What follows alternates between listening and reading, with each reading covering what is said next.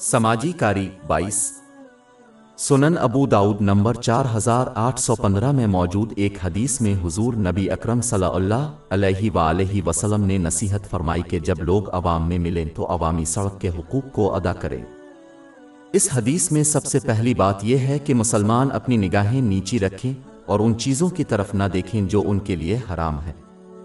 در حقیقت انسان کو اپنے جسم کے ہر عضو مثلاً زبان اور کان کی اسی طرح حفاظت کرنی چاہیے۔ یہ اس وقت حاصل ہوتا ہے جب کوئی ان چیزوں سے پرہیز کرتا ہے جن سے کوئی سروکار نہیں ہوتا۔ اس حدیث میں اگلی چیز جو نصیحت کی گئی ہے وہ یہ ہے کہ اپنے نقصان کو دوسروں سے دور رکھیں۔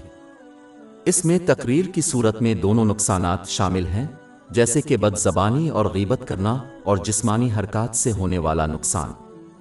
در حقیقت کوئی شخص اس وقت تک سچا مومن اور مسلمان نہیں ہو سکتا جب تک کہ وہ اپنے جسمانی اور زبانی نقصان کو لوگوں اور ان کے مال سے دور نہ رکھے۔ اس کی تصدیق سنن نسائی نمبر 4998 میں موجود ایک حدیث سے ہوئی ہے۔ مسلمان کو چاہیے کہ وہ اپنے ذرائع کے مطابق عوام میں دوسروں کی مدد کرے۔ اگر وہ ایسا نہیں کر سکتے تو کم از کم وہ کر سکتے ہیں کہ اپنے جسمانی اور زبانی نقصان کو دوسروں سے دور رکھیں۔ زیر بحث اہم حدیث میں اگلی بات یہ ہے کہ دوسرے کو سلام کا اسلامی سلام واپس کرنا چاہیے۔ اس میں اپنے الفاظ کے ذریعے اسلامی سلام کا آغاز کرنا اور دوسروں کو اپنے عمل اور دوسری تقریر میں امن دکھانا شامل ہے۔ کسی کی باتوں سے دوسروں کو سکون پہنچانا اور پھر ان کے عمل اور دوسری تقریر سے انہیں نقصان پہنچانا خالص منافقت ہے۔ آخر میں زیر بحث مرکزی حدیث مسلمانوں کو نیکی کا حکم دینے اور برائی سے منع کرنے کی تلقین کرتی ہے۔ جامع ترمذی نمبر 2172 کی حدیث میں مذکور 3 درجات کے مطابق عمل کیا جائے۔ اعلیٰ ترین درجہ یہ ہے کہ اسے حدود اسلام کے اندر اپنے عمل سے کیا جائے۔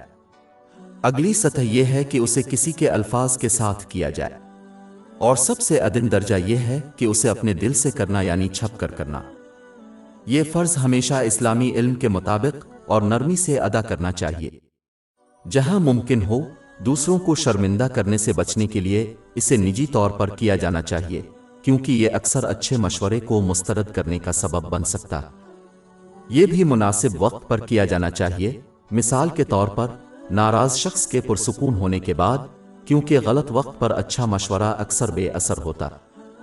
اکثر مسلمان صحیح بات کی نصیحت کرتے ہیں، لیکن جیسا کہ وہ اسے سختی سے کرتے ہیں، وہ صرف لوگوں کو اللہ تعالیٰ کی اطاعت سے مزید دور کرتے ہیں۔ اس لیے درست علم کو حسن سلوک کے ساتھ جوڑنا بہت ضروری ہے تاکہ اچھی نصیحت دوسروں پر مثبت انداز میں اثر انداز ہو۔